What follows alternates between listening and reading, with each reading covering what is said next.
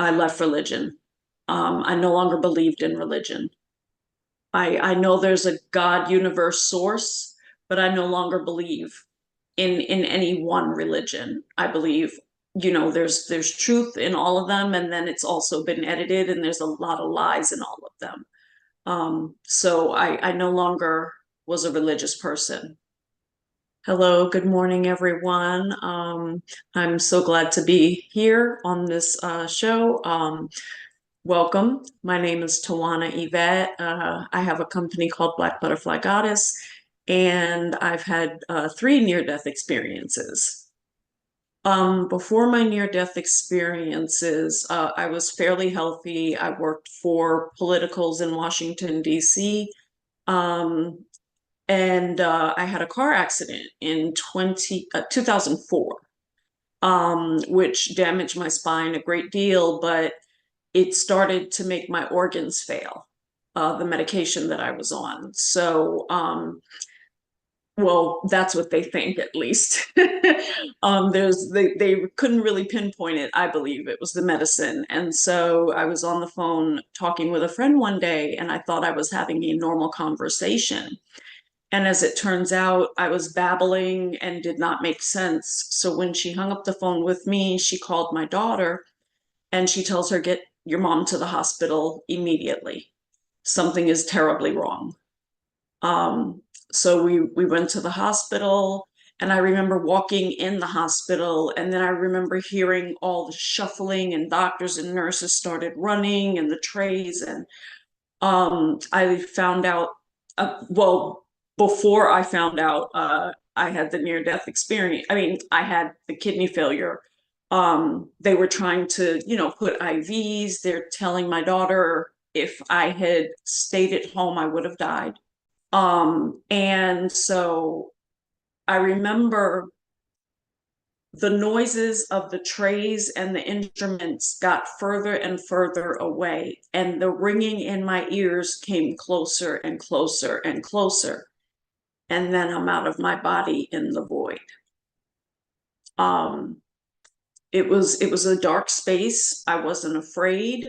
I was on the other side. Um, and I just felt peace.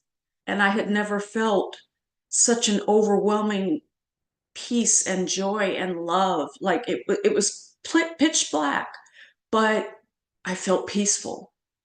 And there was an energy there moving me slowly forward further into the void. And so I'm moving further along with this energy. And all of a sudden, somehow, I don't know how you have a thought when you don't have a body, but somehow I remember thinking, oh my God, I have an 8-year-old and a 10-year-old. I think they were 8 and 10, or they were 10 and 11 at the time. I have to go back. And I remember fighting this energy to kind of turn around in the void, and it's trying to pull me, um and I like force myself back into my body, and that's when again I hear the shuffling of the trays, and then I feel all the pain, and I found out that both of my kidneys had completely died, um and they put me on the transplant list, so I was in the hospital for 3 weeks after that. There was no song, it was just quiet and peaceful for me. There was no song. It was just quiet and 100%. It was like your background, kind of just peaceful and dark, but safe and happy at the same time, if that makes sense. Like I wasn't scared at all, even though in my, I wasn't looking with these eyes. I had no fear. It was very soft. It was nice. It was like laying on your bed, right before you go to sleep in the dark and just meditating. It was very, very peaceful. I saw nothing. It was just dark, and I could feel the energy being guiding me further and further into the void, the tunnel, I saw no lights or anything. I just felt this overwhelming sense of peace. I knew that someone was there, but they were just guiding me like into a tunnel, kind of space. There were no walls or anything, but it was just this, the only way to describe it, out of your mind is like a dark void, a tunnel. No voices, no songs, no anything. Um, but I wasn't scared. I had no fear. I didn't even know what fear was in that moment. I really started to question my beliefs, because I was raised Christian. So, we were raised to believe in heaven and hell. And that's when I knew there was no heaven and no hell, as depicted, in the Bible, the Christian Bible. That's when I knew there was not that space. It wasn't a scary space or anything like that. Um, I knew it didn't exist. And so I had less fear. Um, I lived my life, still as a good person, but I didn't have that fear of heaven or hell anymore. Because it didn't exist where I was. There was no pain, there was no screaming, and there was no voices or anything. It was just a void. The second one, that one was interesting. So I had been in another car accident in 2012, and my daughter, we lived across the street from her school, and her and my younger daughter were in marching band and color guard, where they toss the flags and things and kind of dance on the football field. And so I heard the drums start playing for practice. It was across, we lived by the high school. So I heard the drums, and then I hear the garage come up, and my daughter comes running through the garage, and she's like, "Mom, get in the car." And I'm like, "What's going on? Did your sister get hurt? What's going on?"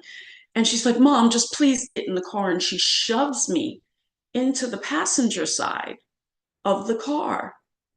She had only just started driving 1 mile that weekend. I never took her. She was 16. She hadn't earned her license yet.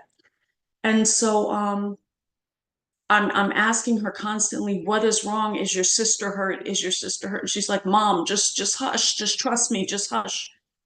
And she puts the hazards on and she's driving. And by the time we got to the end of the road, I was having seizures. She just knew somehow that she was going to come home and find me dead.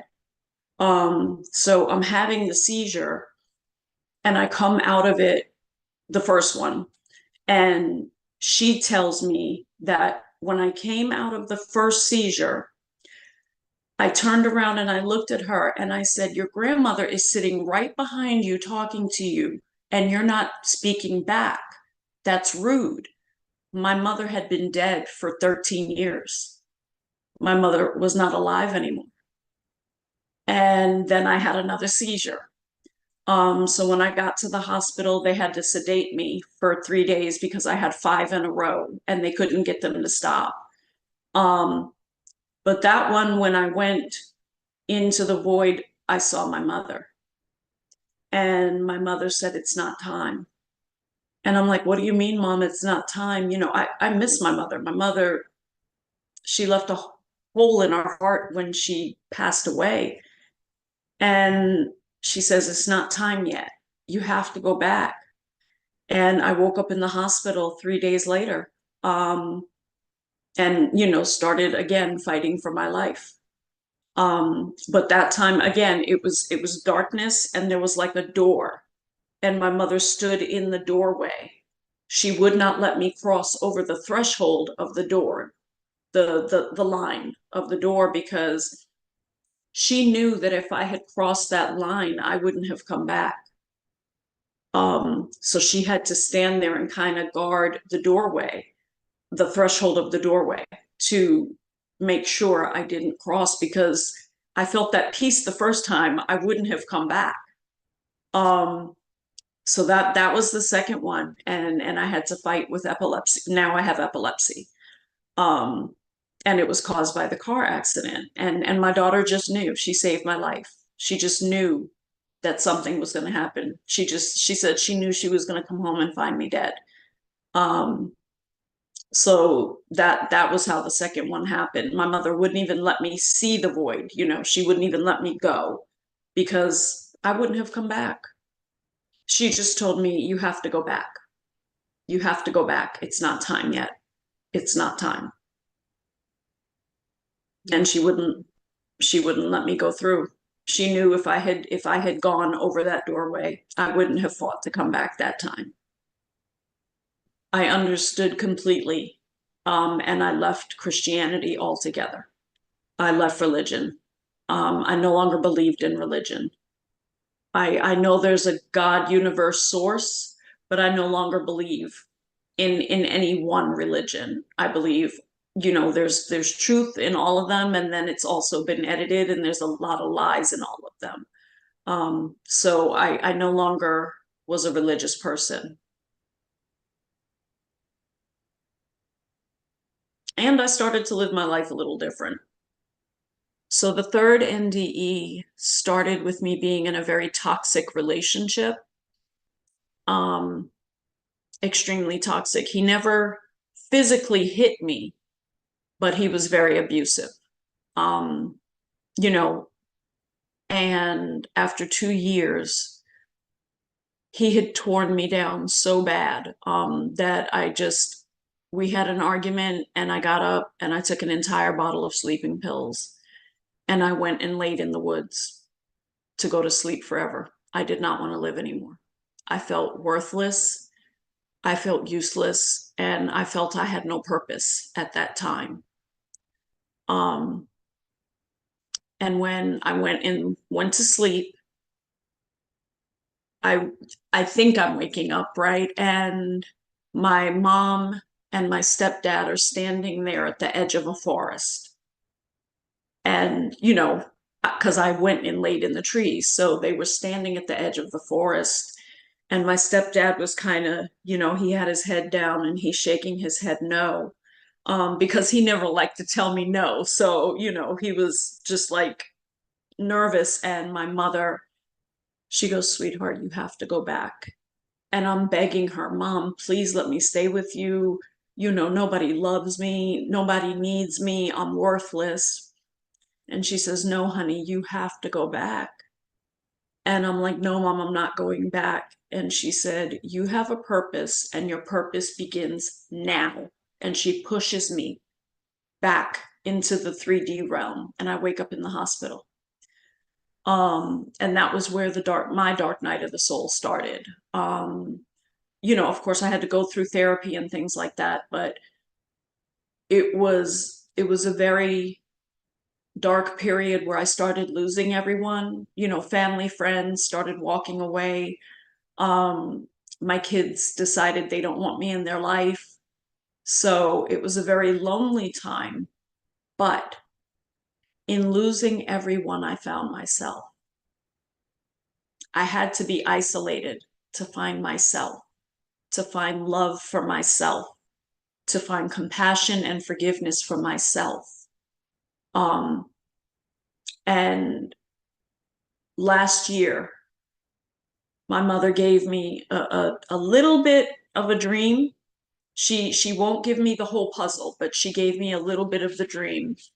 And in the dream, I'm standing in front of 1 million women, and I'm speaking on a stage and telling them about their purposes and just giving them guidance.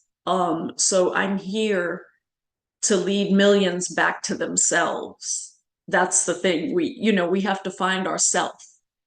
And until we find love for self, until we find compassion for self, until we find forgiveness for self, we can't guide others. We think we can, but it's impossible. If you don't feel something for yourself, you can't give it to anyone. You know what I mean? So I didn't love myself. What I thought was giving love was control. So, that's kind of how that went. I believe there's a God or a source. I know there's a higher power. We didn't get here, for nothing. But I don't believe in the books that they give us now. They've been edited. you know, to make us afraid, to keep fear in us, to keep control in us. And so I no longer believe in religion, but I do believe in God, universe, source. I believe there's a creator. I tell people that you find your spiritual guide by asking them to come forward. Our guides, they're always there, but we don't learn their names and things like that until we ask for them to come forward. And the only way to really connect with them the first few times is to center and meditate. That's the only way you can, because, we live very busy lives, work, family, school, home, and you can't quiet the mind long enough to hear them unless you're in a meditative state. So when people come to me, I always tell them the best way to connect with your guides is, you know, ask them to please come forward and reveal themselves to you, and then meditate on that. And they'll come forward after you ask them. I've always known since I was 2 years old, but I kind of hid it away. Um, but it really came in full force last year, like full force, 100%. I can see, I can hear, I know. Yeah, not with practice. It's never going to come with practice. It's it's a gift from the divine. It's a gift from source. It's a gift from God. Um, to be able to see and hear and know what's around us that is not visible with our two eyes. So this was my gift. This is what I was born to do. I found out yesterday that one of my spirit animals is a panther, and I had a dream about a black panther maybe a month or two ago, and I couldn't figure out why this panther, I wasn't scared, but I couldn't figure out why this panther was in my dream. And my Akashic reader told me yesterday it's because it's one of my spirit animals. The dream was trying to show me that one was with me. But I kept going, why was I dreaming about this panther? Oh my God, I wasn't scared, but I was dreaming about this panther. It was to show me that they're with me. I think well, I know my purpose, and my purpose began with my third near-death experience. But the purpose of life is love. That's the purpose. It's for us to love each other. And in that love, we do things for one another to help each other grow. Um, but, we have specific things that we're assigned to do. So, my purpose is I'm a psychic. I'm a bridge between the material realm and the spiritual realm. And I learned my purpose after the third near-death experience. It was revealed to me then. But the very foundation of all of our purposes is to love. And we share our gifts with one another. Humanity's in trouble. Humanity is in trouble. And yeah, uh, humanity needs help. People need to learn to love one another. People need to stop fighting, um, stop the anger, stop the sadness. Because once we tap into our purpose, this place becomes a place of love, not a place of war. We're not supposed to be going to war and fighting each other and killing and things like that. Our purposes are all linked to each other, but the basic foundation is love. And it's not love in the romantic sense. It's love for your fellow human being. It's not wanting to see anybody hurt. It's, sharing our gifts with each other and moving forward. That's our purpose. Um, I think it's terrible. I think it's sad. Um, and we have beings on this planet now that are trying to help. Um, But me being in the US and me working for White House appointees in my life, the the US is in trouble. We're in trouble. We there has to be a change. You know, there are those of us that are gifted, that were sent to this earth to help. But if we're not at the top, you know, what can we're working with each other, but what can we do? So my feeling is the US is in trouble. We can, but the people with the money are causing a lot of trouble. I mean, it's possible to end the suffering if we had the right people, but you know, that's that's the problem. We don't have the right people leading. We need leaders who believe in God, not leaders who believe in money and war. War is not of God. War is a human form of control.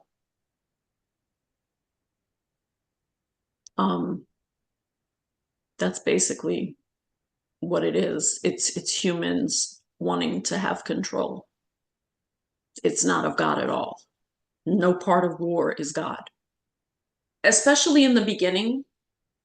Now I can hear source all day, every day now, you know, now that I've gone through that dark night of the soul, now that I've made it through that part of spiritual awakening, I've learned the different, you know, downloads and things that I receive. I've learned how to filter those and then give those messages to other people. But it started with quieting my mind. And the only way we can get daily life out of our head is through, you know, sitting still, meditating, being in nature, swimming in the ocean, being in a peaceful state. And all of us are pieces of God. So it's like being a piece of your parents, right? We're all part of our parents. We are all fragments of God, source. It created us from itself. So there's always that connection. We just have to tap into it. It's important to cleanse your energy and to ground. Because what will happen is the messages will come too fast, and that's where anxiety comes in. That's where some people, you know, will be like diagnosed with schizophrenia. It's because the messages are coming way too fast for them to keep up with. So grounding your energy, cleansing your energy keeps those things from happening. There's herbs that you can use to cleanse your energy. You can do it with smoke. A lot of times I do it with salt baths just because it grounds and cleanses. So like sea salt baths, because I don't live near the ocean. So like sea salt baths help to cleanse the energy, repair the aura, and ground so that you can hear the messages clearly in, you know, without the anxiety and things going on. But you can use smoke from different herbs and things like that as well. We all have the ability to be psychic. It's just some of us were gifted just a little bit more with that particular area of life. And God gives messages so that we can give it to other people, so that they can be led to you know, God, universe, source. You know, it helps some people to, like, for example, if I get a message from God and he tells me to tell someone, oh, you know, maybe you shouldn't be in that job, or, you know, don't worry, you're going to get through this spiritual awakening, you know, try this, try that. It helps them. It helps them. Even down to, and I know this is weird, but even down to like my TikTok lives that I do. The women email me and they're like, my God, you know, you're such a light. I'm glad I met you. You know, Thank you for leading me to the right place. Thank you for giving me the right answers, to a problem or whatever that they're having in their life. So it just depends on whether or not you're willing to listen. I would tell my younger self, you're worth love, because I didn't feel that until my third NDE and my spiritual awakening. You're worth love. Those three words would have changed my life completely. Love is not an emotion. Love is a state of mind. It doesn't have conditions. It's not romantic. It's compassion. It's forgiveness. It's peace, joy. That's what true love is. It's not control, which is what we're taught. You get married, that's love. No, that's control. I mean, some people who are married have love, but the the definition that we are taught is very different, is what I'm trying to say. It's what we're taught as love is not love. Love is forgiveness, compassion, peace, guidance, assistance. It's a lot of things, but it's not control. Yes, I do feel our life is predetermined. When we come here, we sign a soul contract before we get here, and we're all on assignment. Everyone is on assignment, one way or the other. But it's up to us to be willing to open our minds to find what that assignment is. And a lot of times it takes a catastrophic event for that assignment to come to you, because we're so busy with work and school and home and eat and drive. We're so busy. So a lot of times God has to kind of allow something major to happen in your life for you to tap in and connect to the reason that you were sent to this earth. The soul doesn't go to a place like heaven or hell. The soul goes back into the void, where there's no pain, there's no suffering, there's love, and there's peace. I have never, in the 3 NDEs I've had, never once was there fear or gnashing of teeth like is described, or chaos. It just is. The void just is, and we become like the stars. We go back into the void. Some of us are sent to other places. Some of us are sent as spirit guides. Some of us, come back to help, people like your children or a family member guide along. Like, my mother is my spirit guide. You know what I mean? So she was in the void, but there's no pain there. There's no chaos or anything like that. She came back to be my guide. So we're here just in different forms sometimes. Some of us come back here. But like I already know I'm not coming back. I found out through my Akashic readings that I don't have to come back here. This is my last incarnation here. It takes a lot of shadow work, and it takes loving the parts of yourself that might not be so good. You have to find love for those parts, because we all have, good traits and bad traits, right? So we have to learn to love those mistakes and love those pieces of ourselves that people might not feel are worthy of love. But we have to find it. We have to find love and compassion for our entire self, not just the good side. And it started a long time ago, but I can only speak on Christianity because I used to be considered a Christian, but